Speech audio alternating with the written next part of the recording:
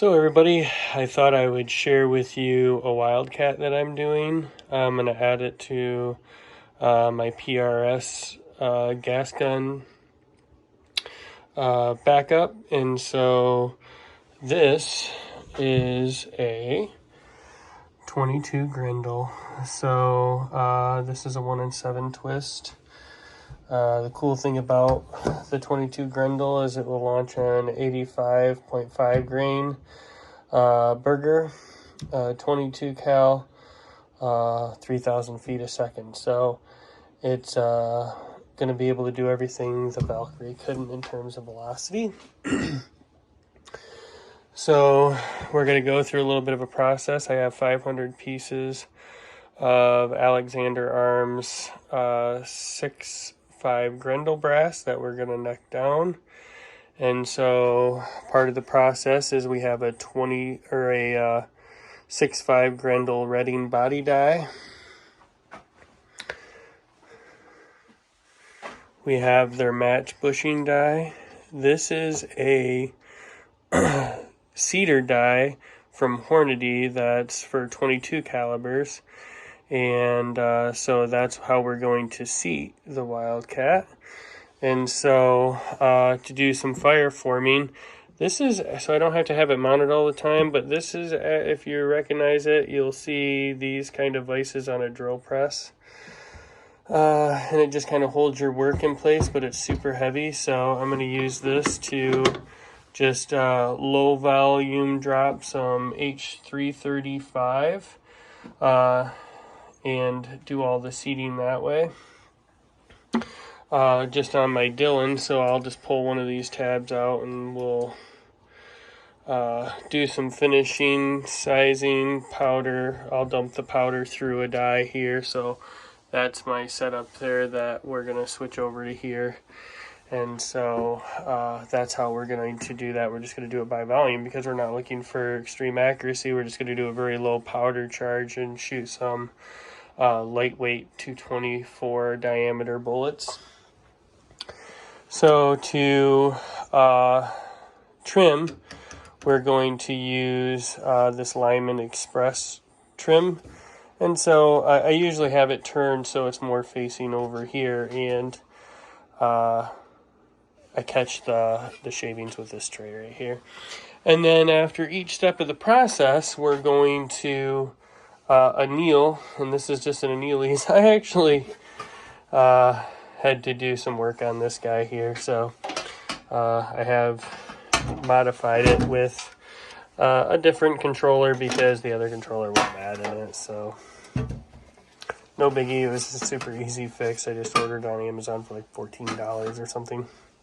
No biggie deal that way. So the first step will be over here, and so I'll kind of take you along for the ride. I'm going to reset up the tool and show you that if you have a one-stage press like a Hornady or something like that with a quick dries, that's going to make this process super easy. I have a really old single-stage press, so I don't have that. So I'm just going to do all those processes right here on my Dillon because I can change out the tool head, pull this out, and so I can dump the bushings out of here without changing my settings at all. So for me, that is my quick change setup that I'm going to be using for changing out those dies. So I'll bring you along for the ride on that. And so this is kind of the first part of the video. And we'll show you the next step, which will be necking down and what the process is for that. So we'll be right with you. Let that settle down for a second.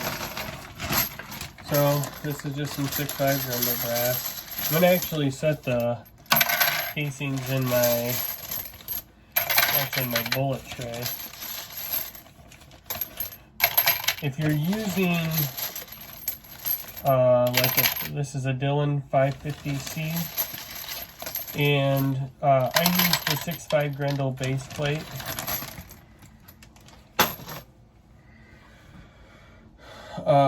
And when I do the powder die, I actually have my, because the case necks are going to be down to 22 cal, so you're not going to want to use that part of your conversion kit. I used my 224 Valkyrie,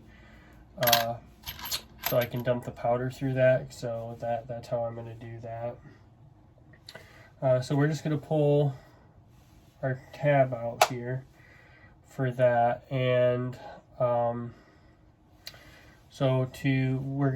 have the biggest bushing because I tested this out already. So we're going to take and switch back to a bushing size, and I have them from Short Action Customs, and they worked really, really well.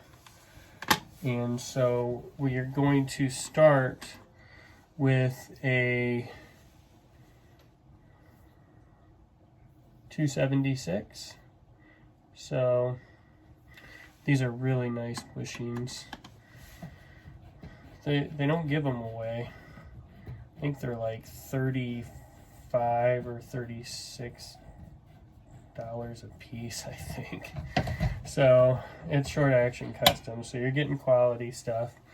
But this has a decapping pin on it, so this is for if you were just going to neck size. So you pull your 2 pins, and then you can pull your tool head off, and then you can kind of push up on this guy, and you can take your die apart. So it has alignment sleeve that's going to sit on top of here like so, and this is so you can adjust how far up and down your bushing's going to go. And so this is caught it. This is a 250 bushing that I finish with, and so but since this is virgin, we're going to need to go 276. And so you're going to you'll notice that when you look down in there, it looks like there's a shoulder inside. And so you're going to want to make sure that you don't put it in the wrong end and cause yourself some problems. So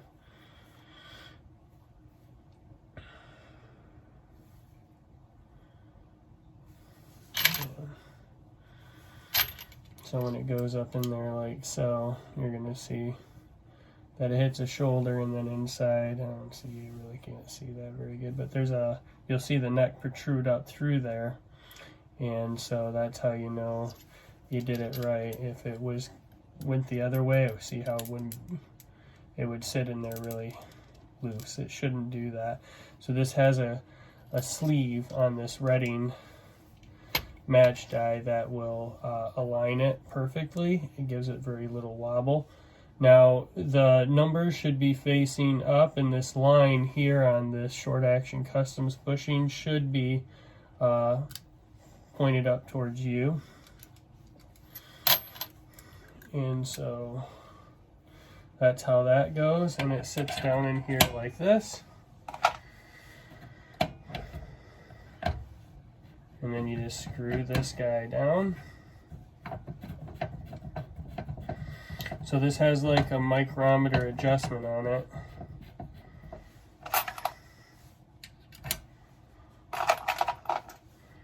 Which makes it really nice.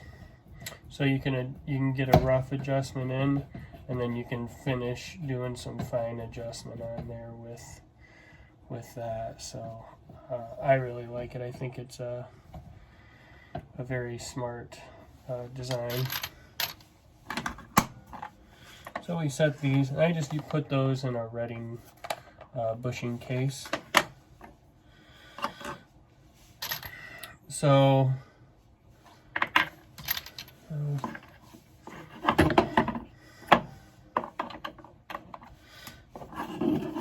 I just lube these with Hornady One Shot.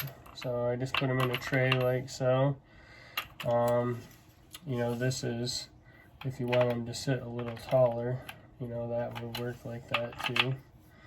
But we just really need to lubricate the neck, so that's how I set them in there. They're a little loose, obviously, but it'll work just fine for what we need to do.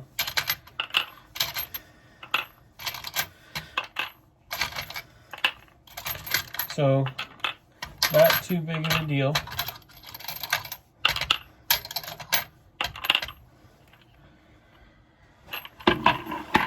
Shake your one shot for a minute.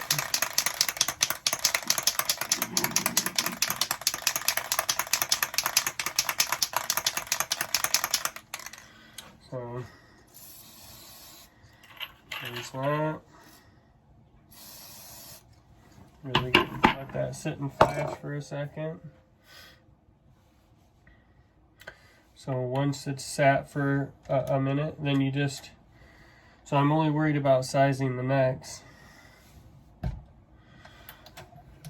Run it up in there. You'll be able to see where you size to. If you need to adjust down a little bit, then you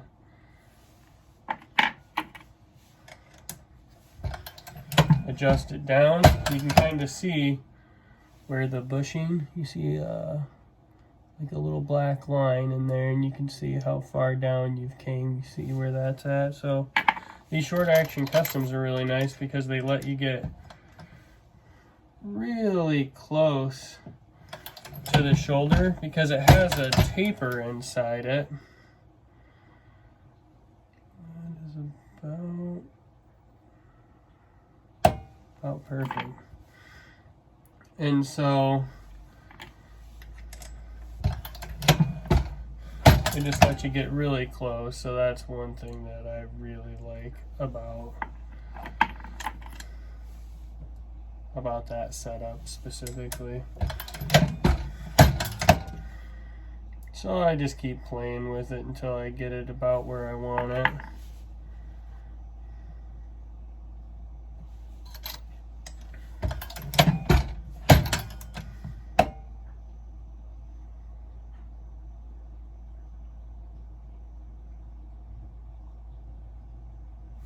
That might be it.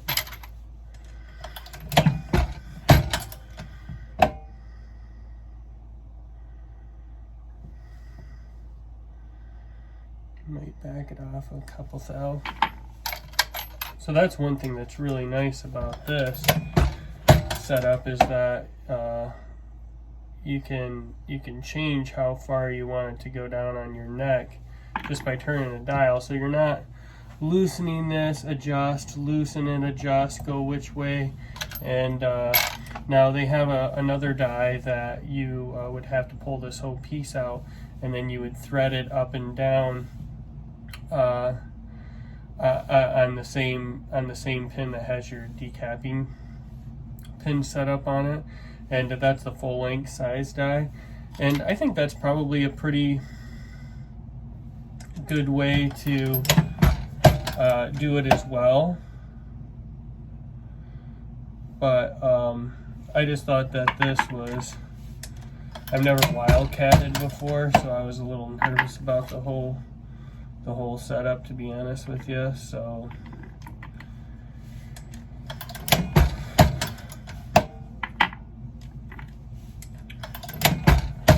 pretty simple. So you just go through and you can do all these fairly quickly. Oh, that's good. No, I didn't ding up the neck, so that's good. So as you're looking through these, if you have a neck that's all dinged up or whatever, you could run it through a 6.5 mandrel before you started squeezing it down. So that's like kind of a common thing with brand new brass, that you'll have some ding nuts, so you can set your stuff aside and do that. So that's how quickly I did step one. So so that's a fairly easy process. So what I'm going to do next is kind of finish these up here real quick, and then we will go over and we will kind of wipe them off and anneal these real quick, and I'll show you how that annealese works. It's a fairly simple process, but I haven't seen a video yet on how to do this. So Figure what the heck, I guess I'll be the one to make it.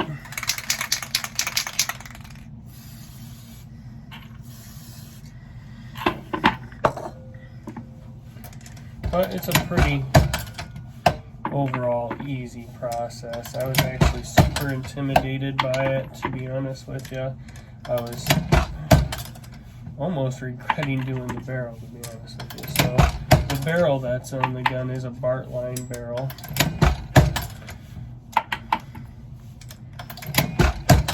And so it'll be interesting to see where everything lands into accuracy-wise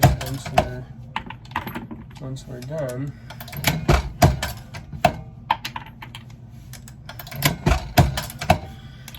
So I really like doing a lot of the processes right on my Dillon. There's not any real flex or anything in this ram, so it seems to work pretty good.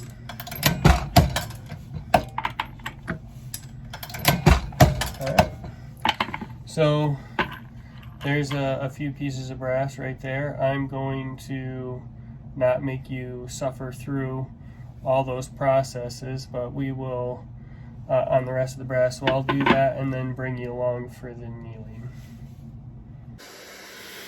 Alright, so we're to the annealing portion. And so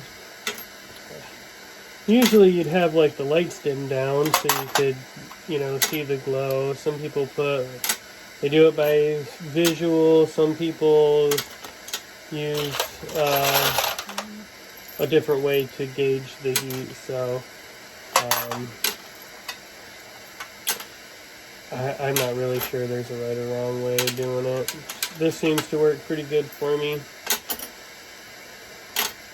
I don't have any complaints. So this is with the lights off. You can just see. You can't see anything, so that's why I had the light on.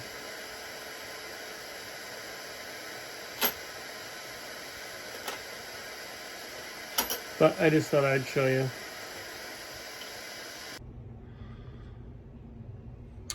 Okay, so let's say you're done annealing and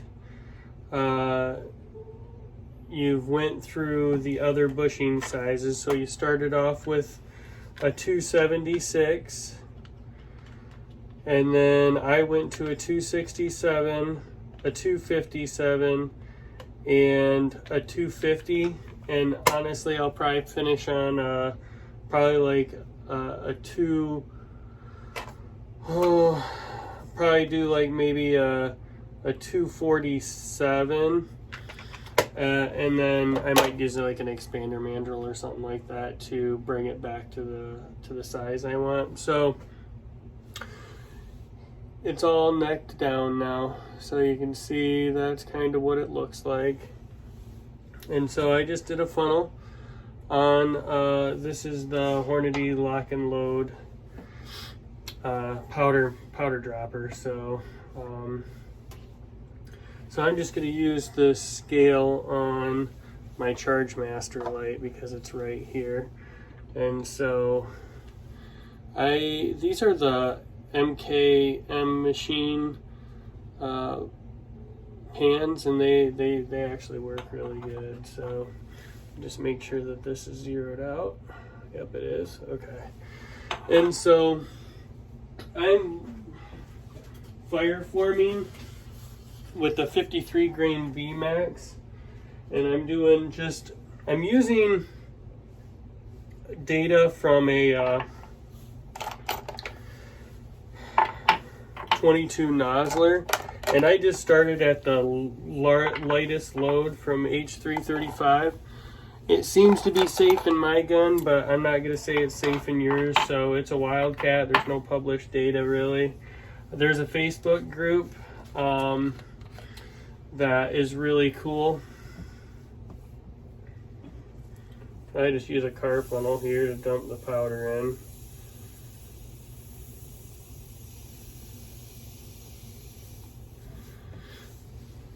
And so there's some quick load data out there for different stuff, so I suggest you just maybe go there and check it out. But again, we're not going to be responsible for your for what you got going on in your gun. That's way too much.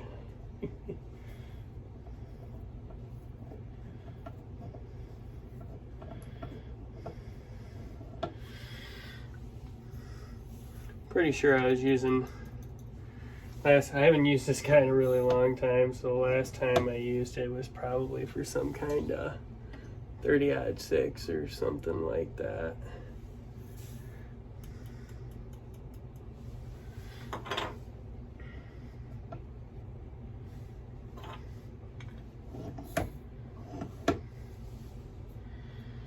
Let's see what that gets us. 20.3. Oh, I almost dumped it. That was smart. So there's just a little knob down here at the bottom. I'm turning out a little bit. Just this is just doing it by volume.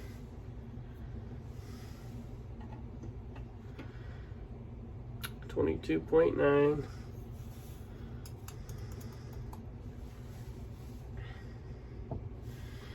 And it just makes for a really quick way of dumping your powder. 25.9. So once you get it going,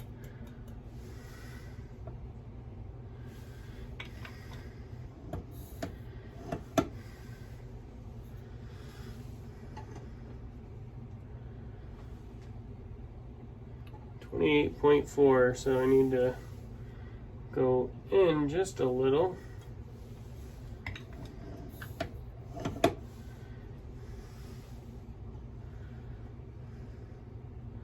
.9 there.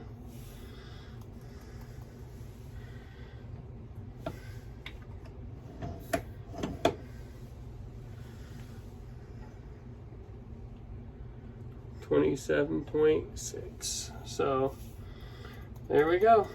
So that's how I do that. I'm just gonna prime right here on my Dillon. So this might get a little shaky because I haven't got the best way of getting there quite yet.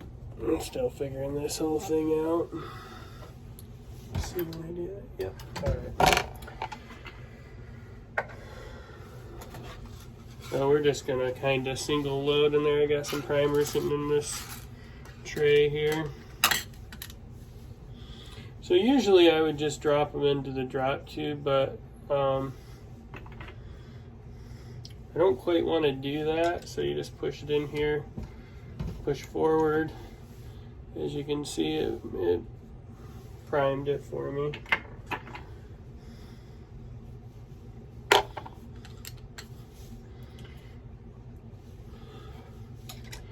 And so just because I'm doing other processes on this is just making a video for y'all so you can see what process I went through.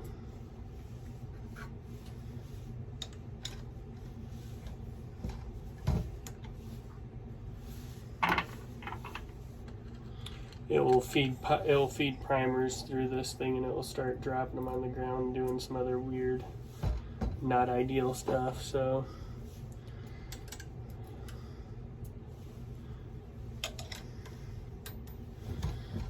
but I like to prime right on this thing. It's just really quick.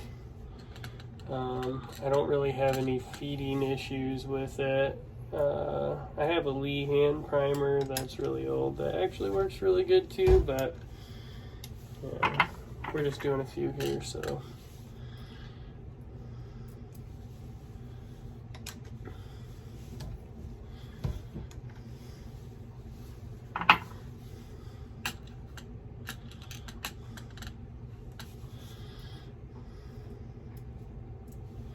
But usually how I would do this, this guy would be sit here, so I'd prime.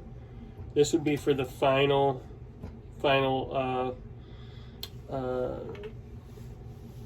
squeeze on the neck here. And so I would do that.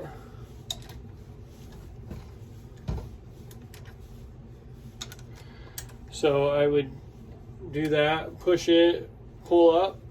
So I'd pull up like this, and that would size it, turn it, run it up into this bushing, and then, or run it into powder. I'd drop powder, and then I would seat bullets. So that would be the process I would use there for that. So this guy right here, you can just stick your case. It's going to dump your powder in there. You'll see that it put powder in it. Oops, set the bullets over here. Just make sure you have a good process when you're doing this. You don't want to double charge or do anything silly like that.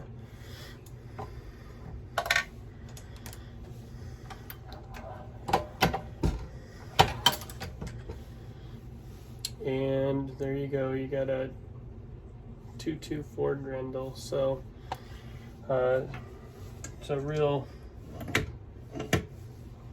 easy process, doesn't have to be complicated. This is just a fire forming charge. I wouldn't use these VMAXs up usually, but I ran out of some of the other cheaper bullets that I had, so I just have a little bit left in this box, so no biggie deal. This is just to show you the process. I wouldn't normally do that otherwise, so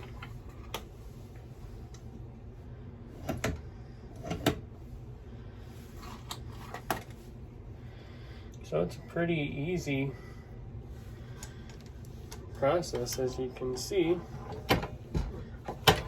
That 22 universal Hornady die for seating works really good. I really like the I put those micro seaters on everything. They just work so good. Or the micro adjusts on them. You can just have one and switch it across a bunch of them, but I don't really see the point of that.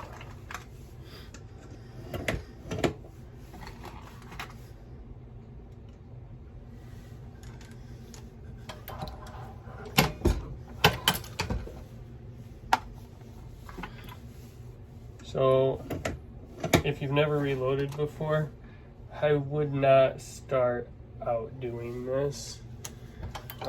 Start with something that has standard dies. That's going to be nice and simple, but that was a fairly easy way of going about making 224 Grendel. So hope y'all have good luck doing this, and let me know how it goes.